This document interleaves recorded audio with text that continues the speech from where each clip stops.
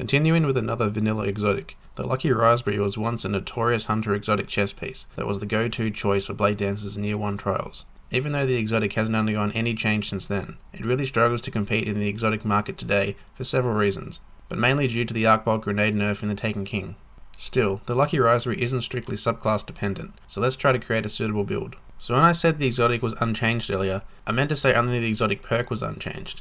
In reality, the middle tree perks were significantly changed, which creates an issue that really needs to be addressed. As of now, there are no hunter exotics that have the increased special and heavy ammo node, which can nearly max out your inventory reserve of those ammo types. This is a significant imbalance between the hunter and the other classes, particularly with weapons like Sleeper Simulant, as there is no possible way for a hunter to have 12 sleeper shots, where the Warlock and Titan have multiple ways to achieve that. Originally in Year 1, Lucky Raspberry had the increased heavy ammo node, but at the time that was overlooked, because all the Raid, Prison of Elders and Trolls boots came with the same heavy ammo node. Now, Raid boots don't work that way, yet the Lucky Raspberry still doesn't have the perk. I know this is all irrelevant to the exotic perk, but when the Warlock has the Starfire Protocol, Alchemist Raiment and the Transversive Steps, and the Titan has the Armamentarium and Twilight Garrison, it's really disappointing to see the Hunter with nothing in comparison, especially when we have underwhelming Hunter exotics that could greatly benefit from having increased heavy ammo, like the Dance Machines or Lucky Raspberry. Anyway, moving on. The Lucky Raspberry can be re-rolled to have any of the 4 primary ammo bonuses, along with any of the 4 special ammo bonuses, and can re-roll the reduced incoming element damage perk. The increased armor while using an arc-based subclass is fixed, which really suggests this is tuned to a Blade Dancer, which will make sense when we look at the exotic perks.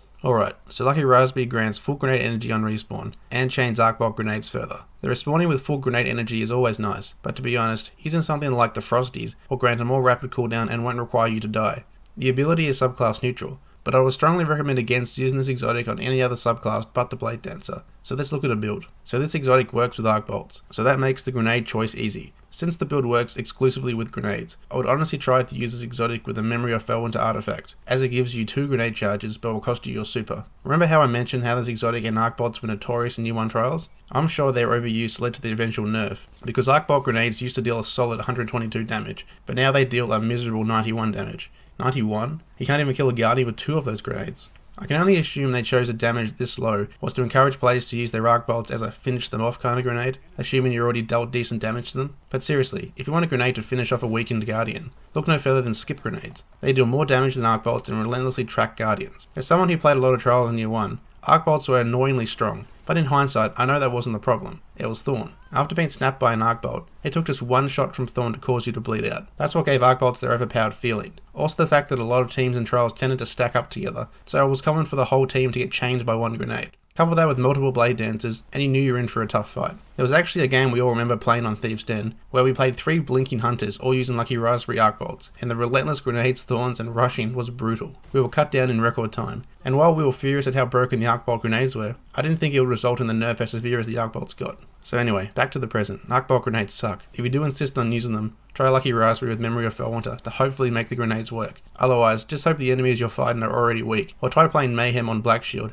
and continuously lob grenades through the torso. A much better choice for Blade Dancers are skip grenades, used with Shinobu's Vow. They give you 2 skip grenades without needing to use Memory of FELWINTER, provide more damage than arc bolts, and have far better tracking and range. The only way I could see myself using Lucky Raspberry in the future is if they returned arc bolts to their former glory, or by restoring the increased heavy ammo node. Until then, it is very difficult to optimize this exotic, particularly when there are better choices of Blade Dancers in today's meta. So I hope I was able to provide you with some insight into the Lucky Raspberry exotic. If you like this sort of content, feel free to subscribe, and I'll catch you in the next video.